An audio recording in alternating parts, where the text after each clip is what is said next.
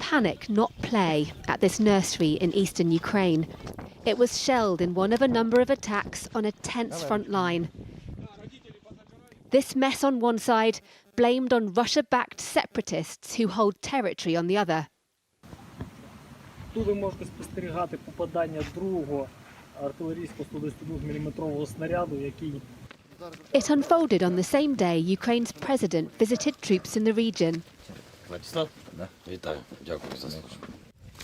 In a war of words as well as weapons, the separatists accused his forces of being the ones using violence.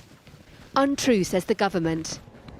But Western allies worry the unrest could be an attempt by Russia to create a false attack or provocation that's blamed on Ukraine and used as an excuse to invade. Britain's Prime Minister sounding, if not quite looking, concerned. I wish I could give everybody better news about this, but I have to tell you that the picture is continuing to be very grim. I do think there is still time for the Putin regime to step back. There's still time to avoid a catastrophe for Russia, a catastrophe for Ukraine and for the world. A map, unusually shared by the UK's Ministry of Defence, shows what it dubbed President Vladimir Putin's possible axis of invasion. The arrows track how troops could push to Kiev and the city of Dnipro before spreading out.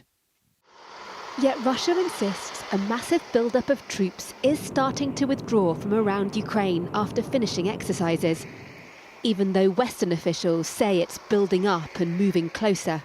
How would you feel if this were to happen, like a war in Europe, on your watch? As Foreign Secretary, how would you feel? It would be absolutely terrible for European security, for Russia, and for Ukraine. And I fear that it wouldn't stop at Ukraine. This is why we have to be resolute in the face of Russian aggression. The fate of these Russian forces in Belarus is seen as a key indicator. Their exercises should finish at the weekend, but if their presence doesn't start to reduce too, then Western allies fear the worst. Deborah Haynes, Sky News, Kyiv.